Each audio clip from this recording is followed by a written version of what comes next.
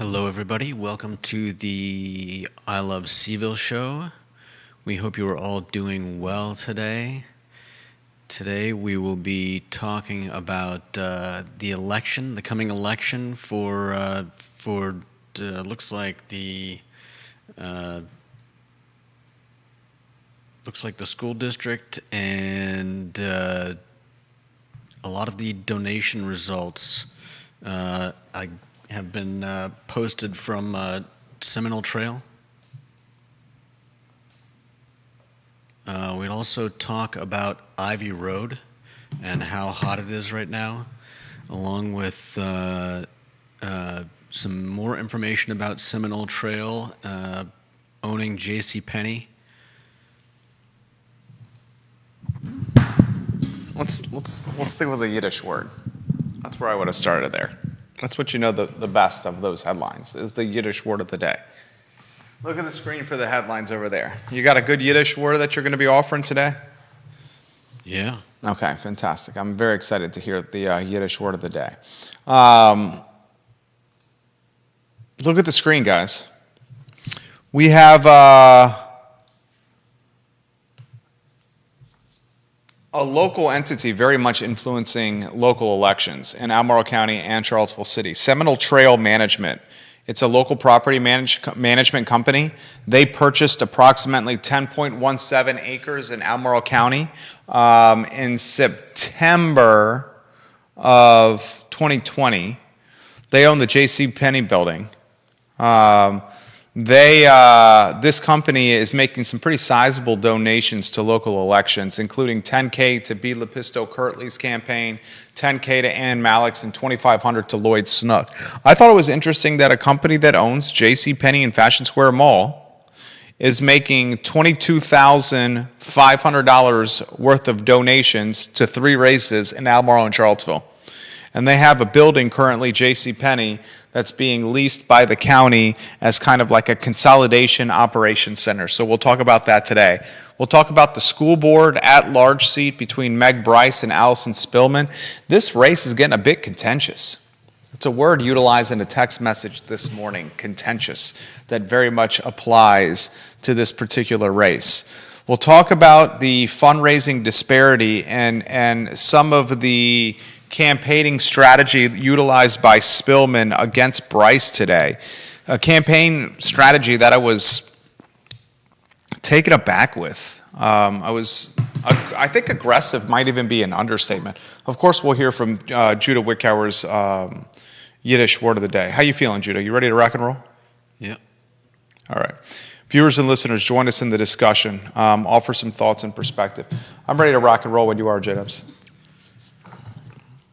Quiet on the set.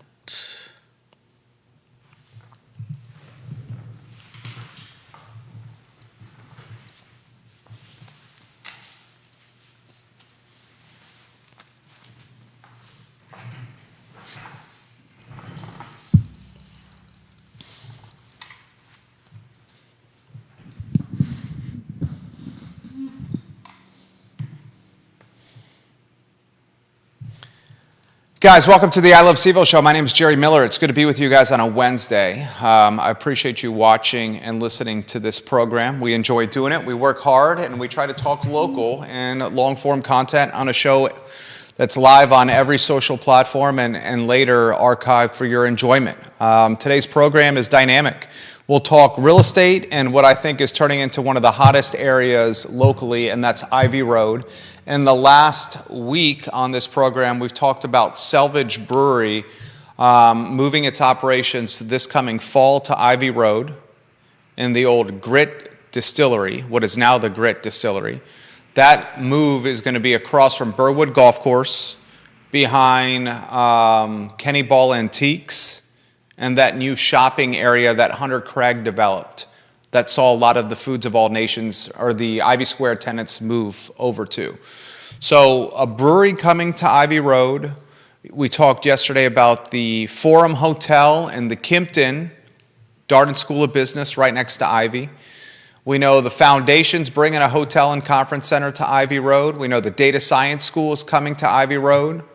I mean, you're talking about what is probably a 2 or 3, maybe let's call it 5 miles just to be safe, a 5-mile strip of Albemarle County in Charlottesville City that is just booming with new construction. We'll talk about that today. I want to talk about Seminole Trail Management.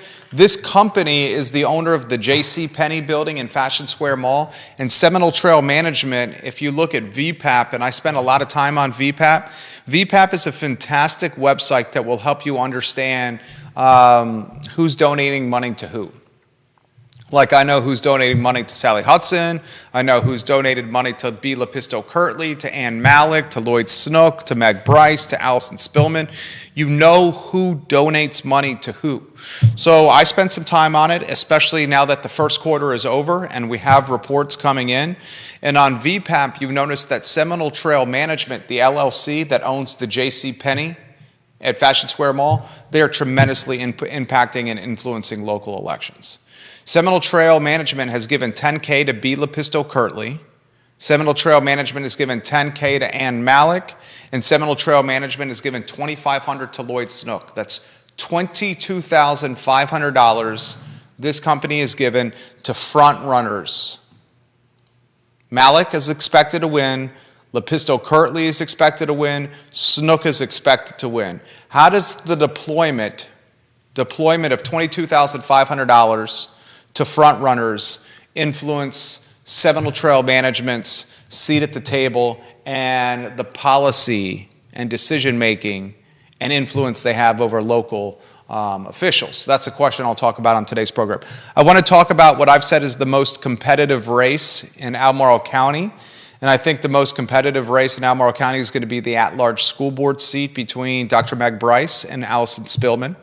I think that's going to be the most competitive race of any Albemarle County race right now. I'm talking Board of Supervisors. I'm talking school board.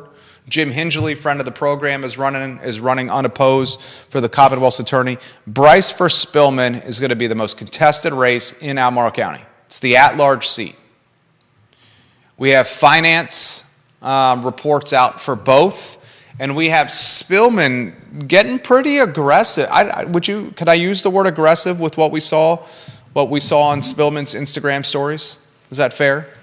I mean, you often put a lot of my perspective. You offer, a reason, a check to my perspective often on the show, Judah Wickhauer. Would you say Spillman's campaigning on stories on IG was aggressive? Yeah, it's aggressive, but I mean, isn't that what we kind of expect from these kinds of races? School board? I mean, this is not Hudson versus Cree Deeds. This isn't even Coulson, Norris, Bellamy, Brown, and we have those finance reports. This is school board. Yeah. This isn't even Board of Supervisors. This is school board. This is as entry of local politics as it gets. Yeah, that's fair. Spillman on her stories today says, the person I am running against is Justice Scalia's youngest daughter, Meg Bryce. Yes, that guy. That's what she writes, Spillman. Mm-hmm. Unfortunately, she shares most of her father's beliefs, and she has spoken publicly in favor of anti-trans policies that could harm a lot of kids, including my sweet Henry, which you would imagine is her son. She also says, we also disagree on basically everything else too. Anywho, it's going to take money to defeat her. She'll use her maiden name to get donations. Please consider donating to my campaign so that all kids can feel safe in school and thrive. I'd say that's pretty effing aggressive for school board. Utilizing also bringing her son into the mix as well. Right. I've said into this microphone. A bit of fear-mongering, perhaps. I think that's fear-mongering. Yeah. And I'll pick who I think should be elected on the show. I'll wait till we get closer to the election to do this. But I think that's fear-mongering, undoubtedly. And I'm surprised it's happening at this type of level. I think one of the unfortunate aspects of social media is social media lends itself to this kind of campaigning. Yeah, I was going to say that's a very short, terse. I mean, obviously you can't write a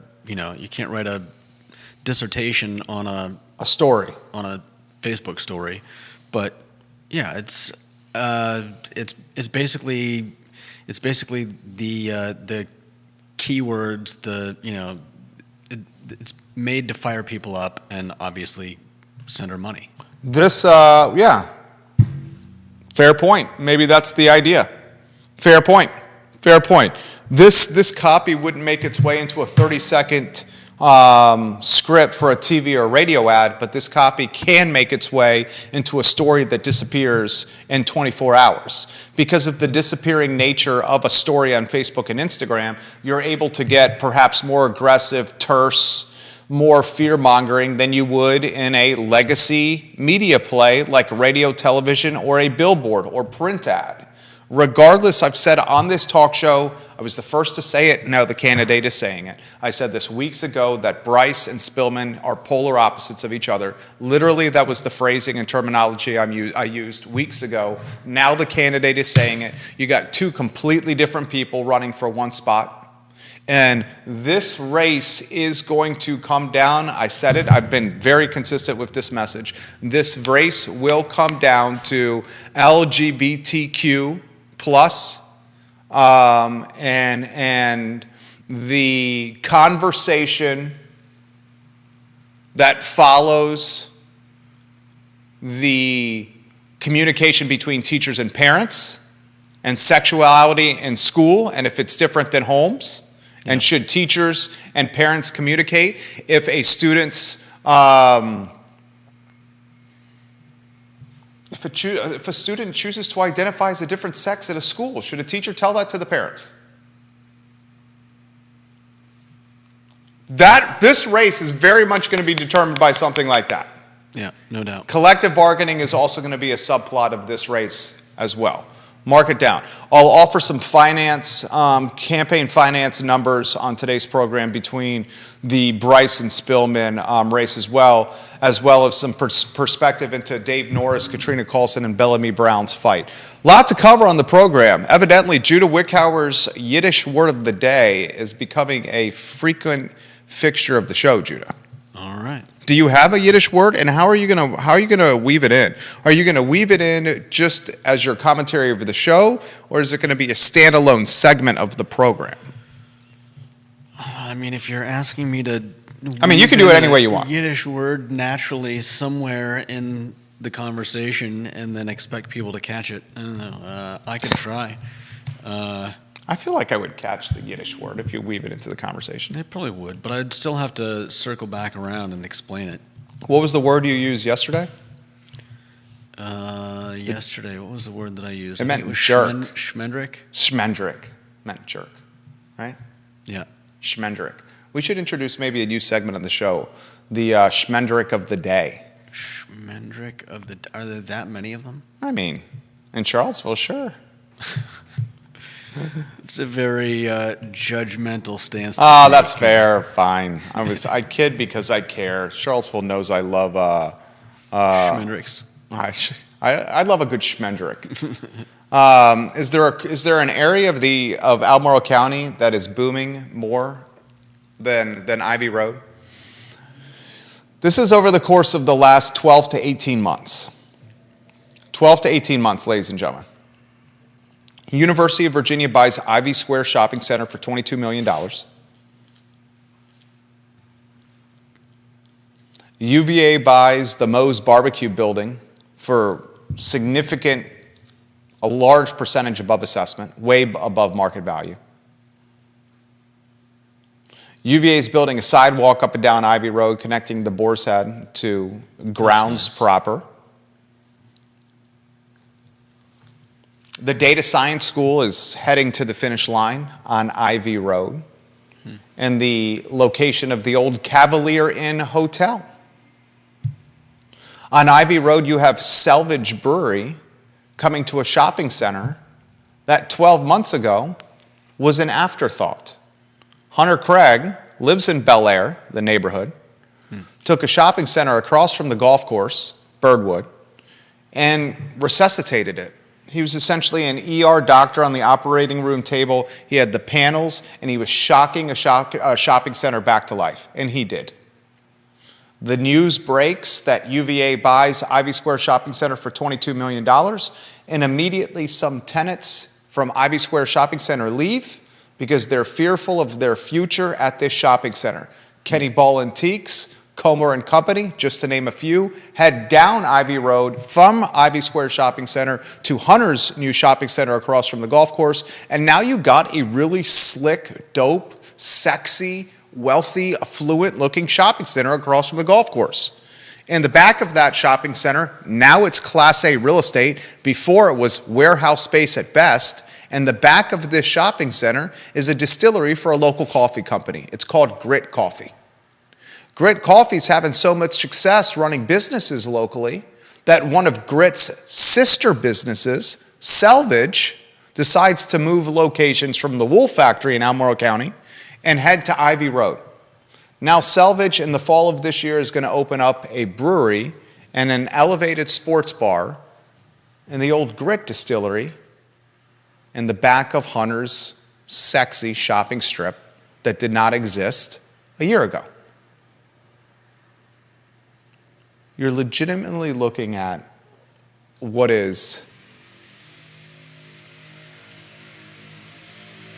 some of the most impactful development. I mean, I didn't even say what the foundation's doing with the new hotel and conference center. Right. A new hotel and conference center that I think will complement and compete with the Forum Hotel, the Kimpton Hotel, and the Darden School that also has its own conference center.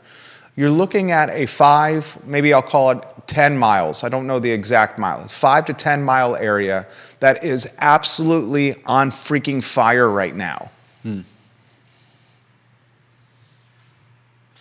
You're looking at an area of Albemarle, parts of that I think are in Charlottesville City. In fact, yes, Charlottesville City, the data science school is in that city, is on the city Albemarle line in the city portion. You're looking at a portion of the county that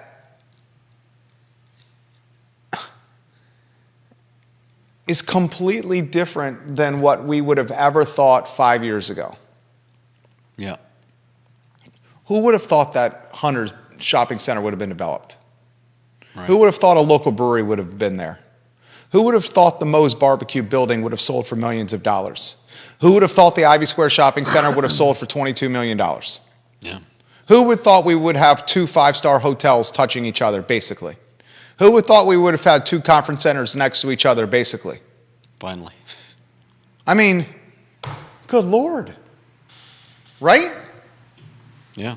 That is the most fire strip of Albemarle we got right now. You think of another one that's different? That's more on fire? But is a lot of that due to the fact that Ivy was so Yes. unproduced? Underperforming? I mean, it was once you got past the gas station, it was basically just grass. A lot of folks want to keep it that way. I'm no doubt, but I'm just saying it's if you've got a place that you can build, and people actually start building on it, it's hardly surprising that it's doing better than areas that have been around and really don't have much room for production unless you want to tear a bunch of stuff down. Yeah, but you can make the same point for Keswick. You can make the same point. Look at how much land that's undeveloped and look at how much affluence is there and nothing's happening. The reality is it's got to be zoned for the development, and the most important reality is you got to have the political capital and the human will to do something. You got to have the folks around it that want it to happen. And somebody has to want to do something with it. Right. That's what I'm saying. I guess the point I'm making is all this development that's happening along Ivy Road is being driven by the university. Yeah. They buy Ivy Square Shopping Center for $22 million, and that purchase immediately prioritizes Hunter Craig's shopping strip across from the golf course because it gives him demand. It sets demand. Folks that were tenants at Ivy Square were like, maybe I should move because I'm not sure this is going to stay a shopping center. Yeah. So then that makes Hunter have demand for his strip. And then UVA is doing the hotel and the conference center. UVA is doing the data science school. UVA is buying the Mo's. They're building the sidewalk from the Boar's Head to grounds. They're doing the moving and grooving. It just shows how once the ball starts getting rolling, it's like the analogy Keith uses all the time. It's like the freighter, the shipping freighter. Once that freighter gets going in one direction, dude, it gets ridiculous momentum. Yeah. All this momentum has been happening over the last 18 to 24 months. Mm-hmm. And it's reshaped the entire corridor. And I would even say for those that live along that strip, it's driven tremendous property value. No doubt. Tremendous property value to the neighborhoods there. And find a property that's on the market for sale. You can in that area. Mm-hmm. Anyway. Do you think this is intriguing to you, that the company that owns the JCPenney is giving $10,000 to Ann Malik's campaign, is Ann Malik's top donor, and is giving $10 Malik to Lepisto Kirtley's campaign, and is Lepisto Kirtley's top donor? This company, Seminole Trail Management, also is giving 2,500 smackaroos to Lloydie Snook, the mayor of Charlottesville. You find that curious? I mean, Lepisto Kirtley, who's running for re-election in the Rivanna District in Albemarle County Board of Supervisors, she's raised $11,800. $11,800 from 6 donors. 10,000 of that is Seminole Trail Management. Yeah. Ann Malik, she's running for what? The 97th time for re-election in the Whitehall District? How many times has Malik been re-elected? 90? No, come on, I'm joking. This is what, her 5th time? Is it the 5th time she's running for re-election, Ann Malik? Is it that? I believe it's the 5th time Ann Malik is running for re-election. Malik has raised $15,905. Of that $15,905, $10,000 is from Seminole Trail Management, the owner of the JCPenney. Remember, the JCPenney is the building that Albemarle County is currently renting for a public safety fleet operations center, as Sean Tubbs has reported. Do we not scratch our heads and say, the owner of a public safety center that is getting big-time, huge amounts of rent from Albemarle County is also donating chunks of money to keep people in office that help approve the lease for the Penny, the JCPenney, and the jurisdiction? I mean, isn't that kind of standard operating procedure in business and politics?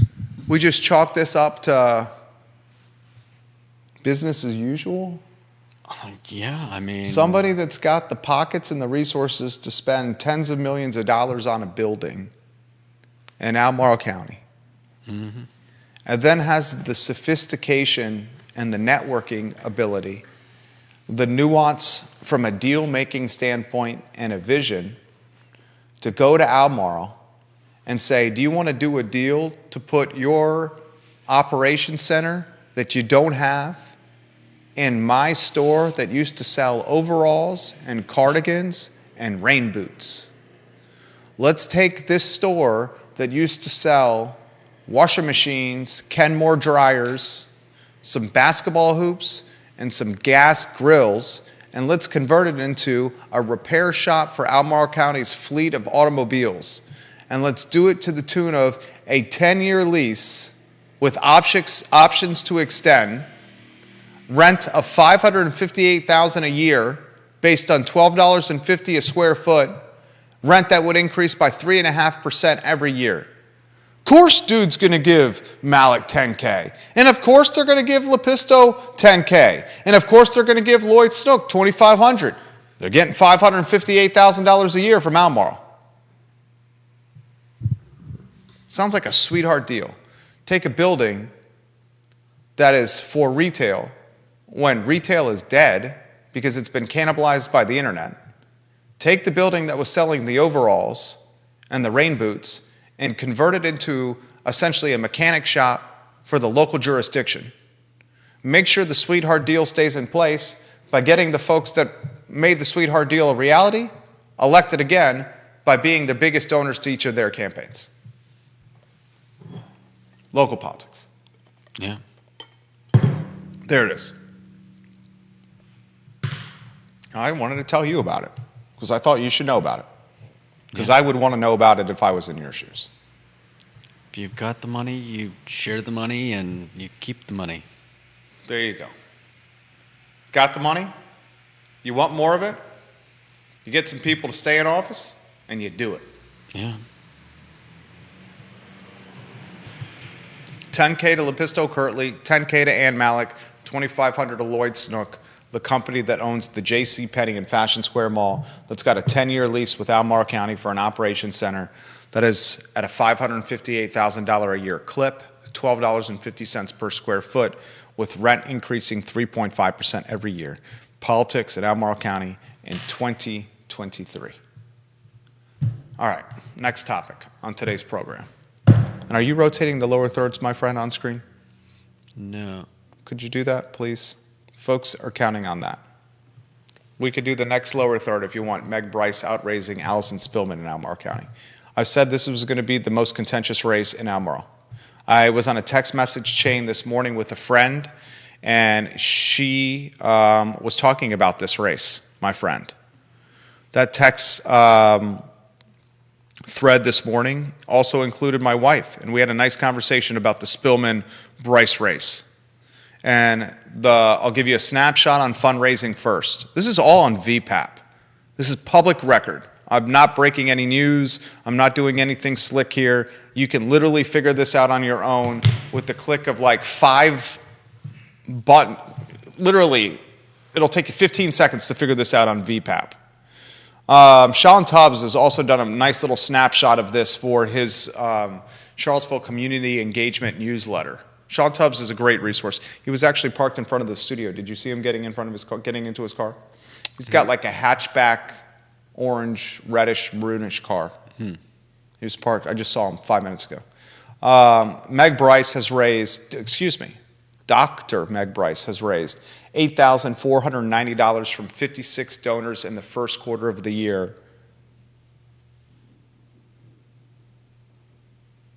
She has a balance of $17,204, Sean Tubbs reports, after she spent basically $1,300. Spillman, now I should caveat this, Spillman entered the race way later than Bryce, so Bryce has had a longer runway for fundraising. That's 100% fair. So I would not expect after Q1 of this year for Spillman to be near Bryce from a fundraising target, because Spillman just announced. Was it last week, early last week, Spillman announced, I believed? I mean, it's certainly within the last 2 weeks.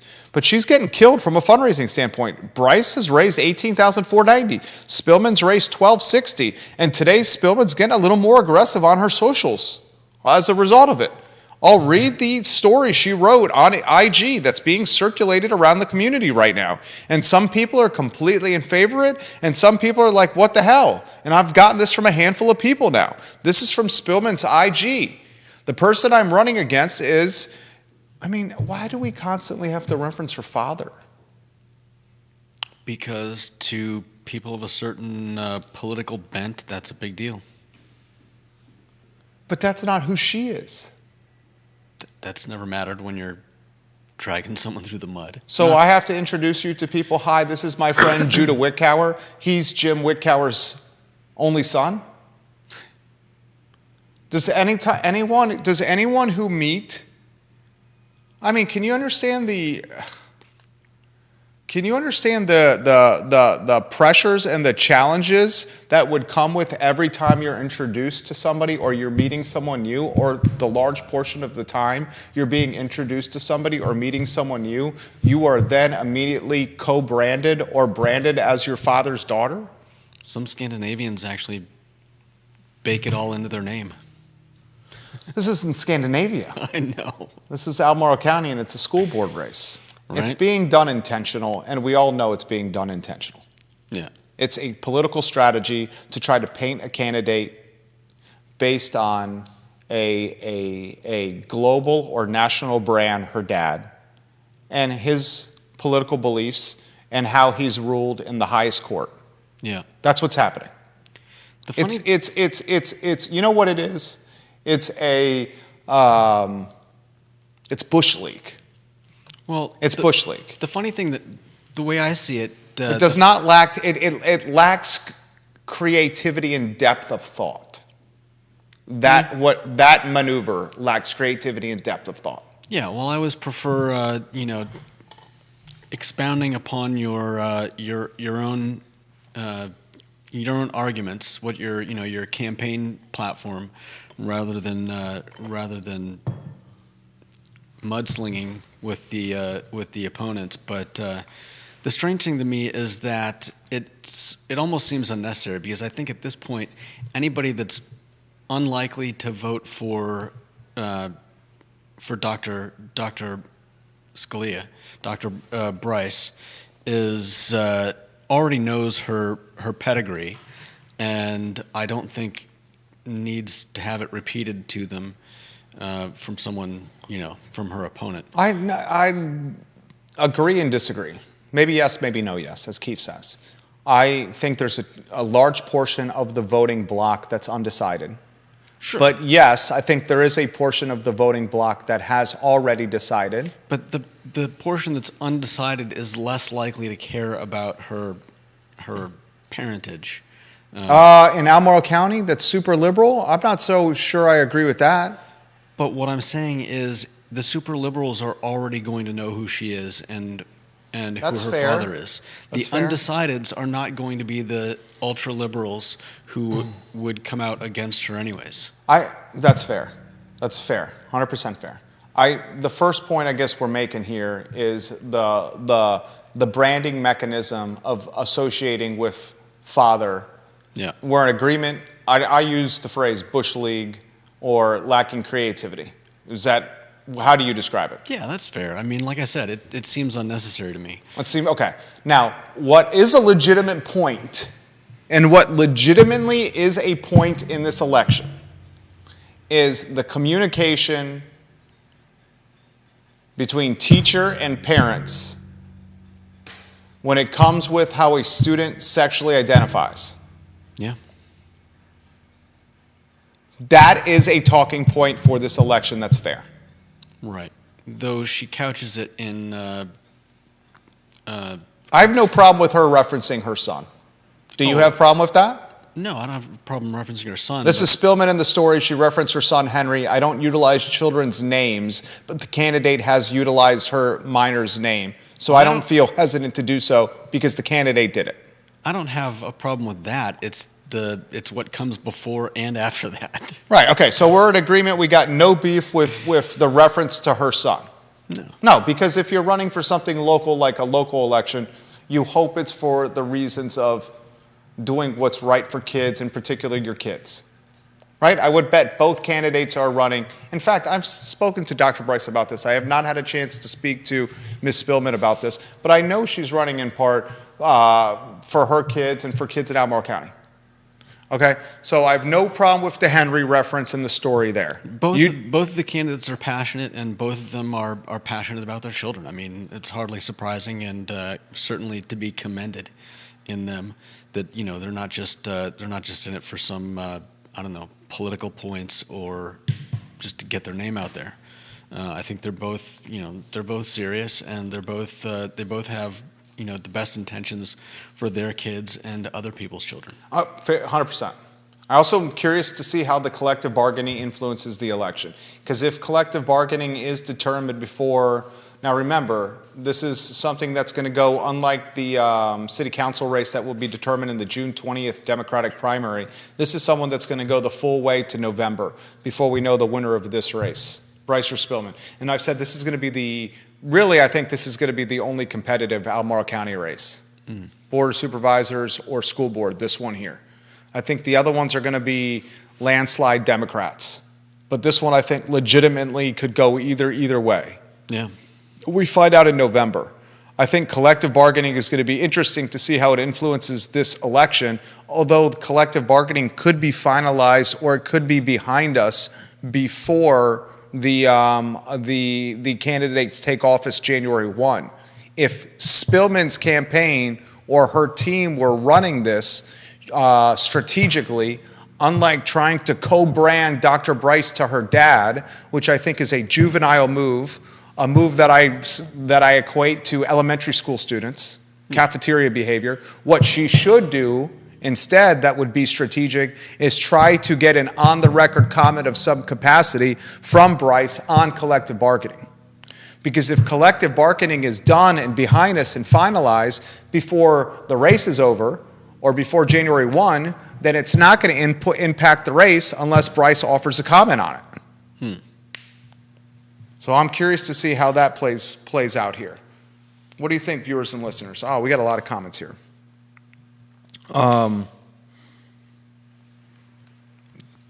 Albert Graves, do you like Ann Malik?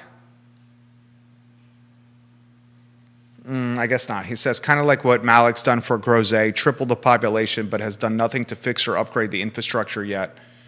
She constantly gets reelected. I will say this, Malik is getting reelected because sometimes she's run unopposed. Last election she ran with Steve Harvey as competition. This year she's got some competition, but I don't know the man's name.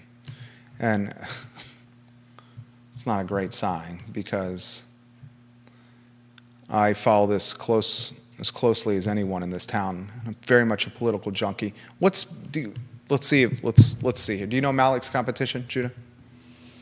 I do not, off the top of my head, know Ann Malik's competition. She gets constantly reelected because the competition is not always there or it's not steep. All right, I'm looking now. It's Brad Reichel, R-Y-K-A-L. Brad Reichel is running against Malik. And Lepisto Kirtley is facing competition from TJ, is it Fadley, F-A-D-E-L-E-Y? Fadley and Brad Reichel are challenging Malik and Lepisto Kirtley. Got to work on the name recognition and awareness for those campaigns, fellas. Because I would not be able to rattle off either of those had I not been reading Sean's website literally as we speak.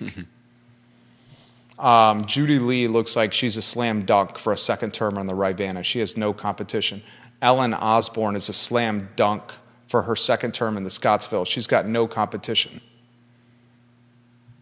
Here's another question I have for you, okay? Bryce's politics are so different than the current school board's politics. Is she going to clash with the rest of them? Could she? I think there's a shot, there's a fairly decent shot that she could get elected here. It's a 7-person board. Yeah. I just rattled off Judy Lee and Ellen Osborne getting reelected.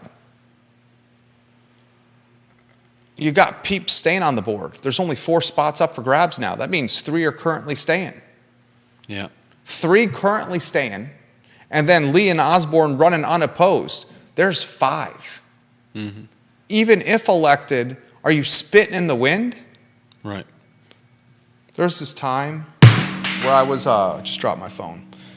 There was this time where I was on a road trip. My brother and I, my mom and dad. I was in 2nd grade, he was in 1st grade. We lived in Naples, Florida. And from Naples, Florida to Hampton, Virginia, it was like 22 hours. My grandparents lived in Hampton. My father was raised in Hampton. So we would often go from Naples, Florida, where my brother and I, my mom and dad lived, to Hampton, Virginia, to go see the grandparents like everyone in America does. As we're driving in my dad's old beat-up Cadillac, it was baby blue, it was super long like a boat. Huge back seat, my brother and I are sprawled. My brother and I are 2nd and 1st grade, we're 18 months apart, we're best friends and mortal enemies, and I have serious ADHD, I can't keep my hands to myself. And at that time of my life, I had a strong affinity for wiping my boogers on my brother in the back seat. Alrighty. So we're legitimately driving my parents crazy, and my dad's doing whatever he can to get to Hampton, Virginia, and end this road trip. It's the nightmare road trip. So he doesn't go to the bathroom, stop for bathrooms at normal places like McDonald's or Wendy's or wherever it may be where you can get some food and you can go to the bathroom and continue on the road. So where we're stopping from bathrooms is like the side of the road. How does your mom feel about this? there was not much feeling about it. It is what it was. So I get out, we're stopping. He's like, we got 10 minutes and then we're getting back on the road. We pull off to the side.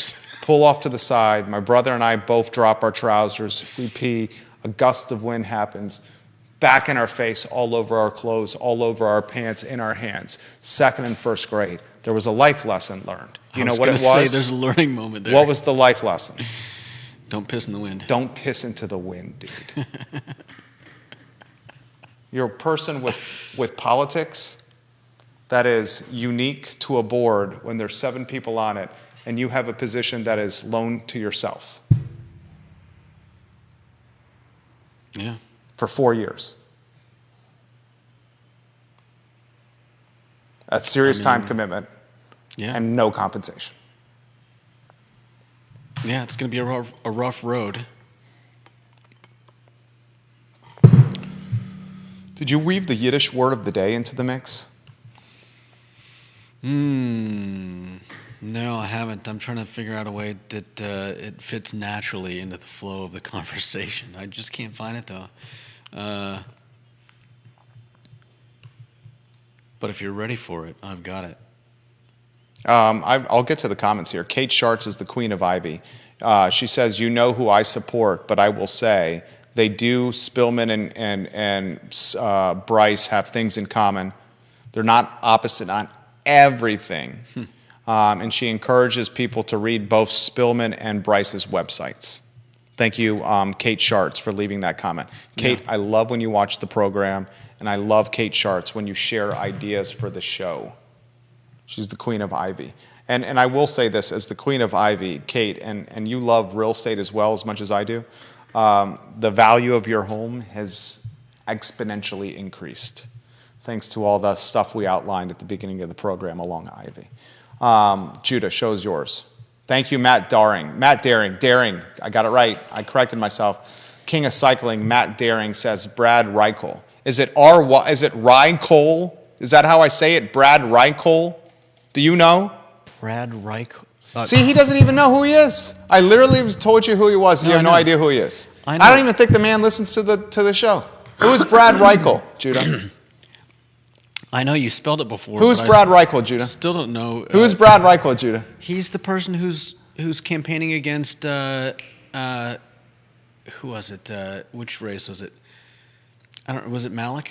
There, God, he pulled it out of his. Yeah. There you go, Judah. No, so right. I remember you spelling the name and talking about it. He's campaigning against Malik. I still don't know who the guy is, but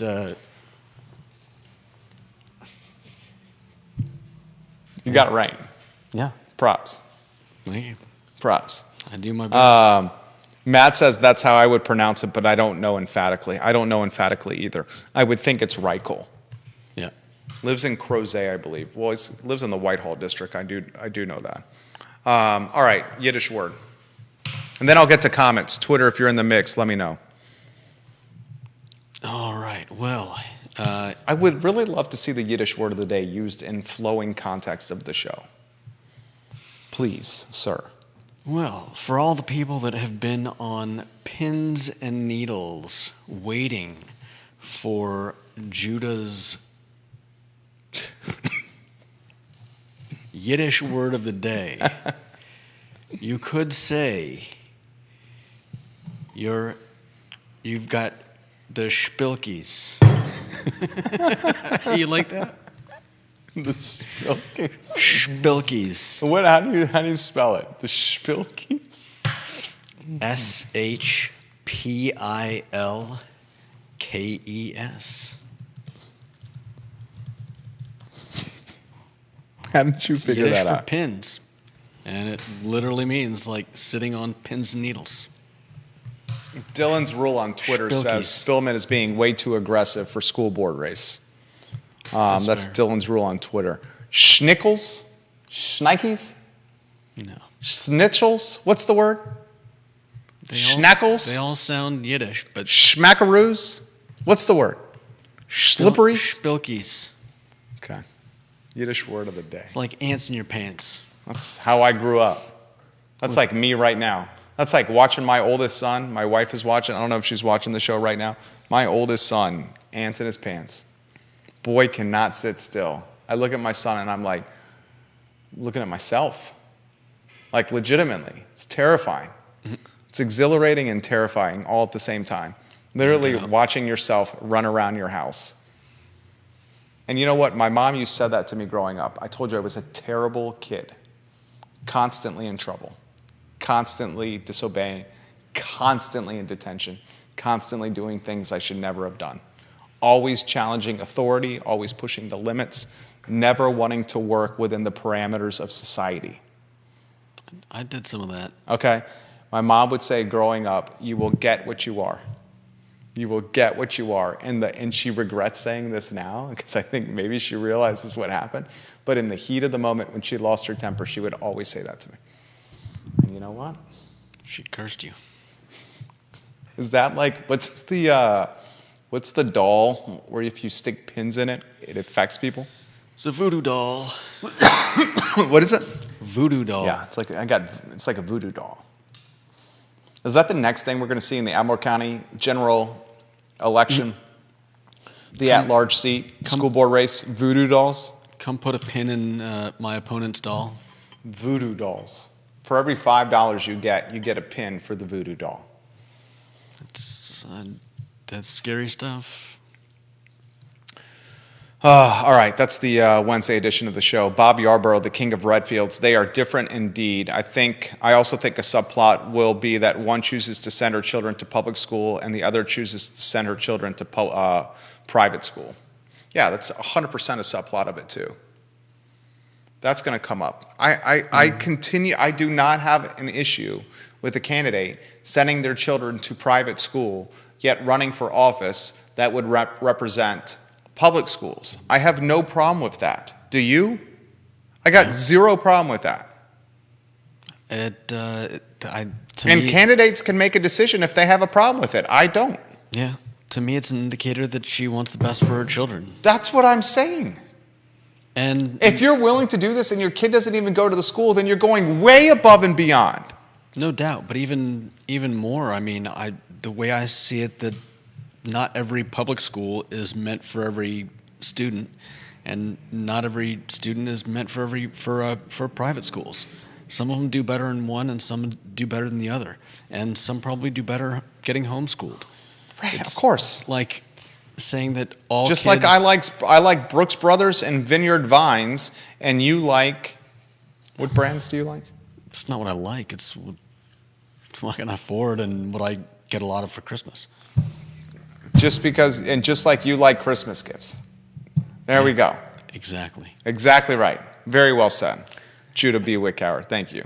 And you got the Ann Wickower original, the racing stripe sweater that I've offered to buy multiple times. If I could buy those, I'd buy them. All right, that's the show. That's the Wednesday edition of the I Love CVille show. All right, I'll read this comment. I'm on Spilkies. That was good. That was clever. That's what I was looking for. Maybe we do the Yiddish word of the day earlier in the show and then see if you can weave it into context of the show. That way we know that the word is coming. Yeah. Because if you had just whipped that out without us doing the segment, I would have been like, what? What? What are you talking about? Everybody else would have been too. Did I hear that right? You were like, can you repeat this 10-second rewind? We start getting messages. Like we're constantly doing? I think there's something wrong with the audio. Right. All right, this is from Megan. Are you ready for this one? I'm on Spilkies. This, Jerry and Judah, without question, her ties to her father's politics and where her children go to school should influence this race. We should all know these characteristics of every candidate that's running for local office. They certainly influence how they will go about their business while in office if they are elected. Thank you for your show. We try to watch at the office almost every day.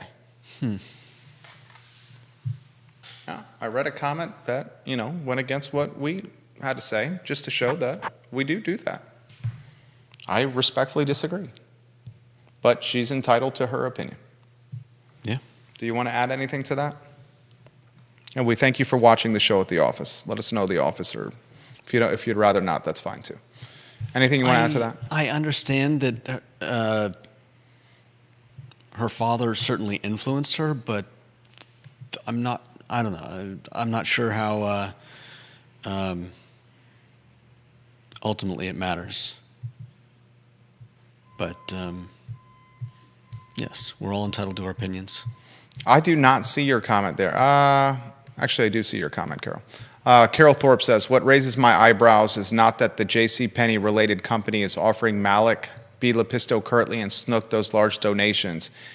It is that those politicians are accepting those donations. That's the nuance in the story. Make those office holders explain themselves and hold them accountable. We should know that. That's a good point. That's a great point. Yeah. You know who we would have beef with? If Dominion Electric was financing political candidates' campaigns, we would say to those political candidates, why in the hell are you taking money from a monopoly that is screwing, in large part, a lot of Virginians? And I'm not equating Dominion Electric to Seminole Trail Management by any means, but what I am equating is transparency and asking questions. Why is a company that owns a building that used to sell overalls and now has a nearly $600,000 yearly lease on a 3.5% escalator, a 10-year lease? I mean, you're talking about nearly $6 million here. Actually, with the 3.5% escalator, it's probably over $6 million. You're talking about a company that has an over $6 million financial arrangement with the county. Giving money to politicians in the county. Giving money to politicians in the county that approved the lease in the county. Yeah. At least someone ask a damn question. If I was still a reporter, this is not reporting. What we're doing is not reporting. A lot of people say, thank you for doing the news and reporting. We are offering our opinion and commentary on the news, but we're not reporting the news. My previous job, what I used to do, was reporting the news, where we would call, pick up the phone, or go and talk to people in person with my notepad and my recorder, and I would ask people questions like I'm asking right now and insist on answers, and then I would be given like 16, 20 inches, eventually turn into word count, to write the who, what, when, where, why of what I found. Okay, that's what I used to do. I don't do that anymore. I react to it and offer commentary on it. But someone should be asking those questions. All right, that's the show. We'll do better next time. Judah Wickhauer, Jerry Miller. It's the I Love CVille show on a Wednesday. So long, everybody.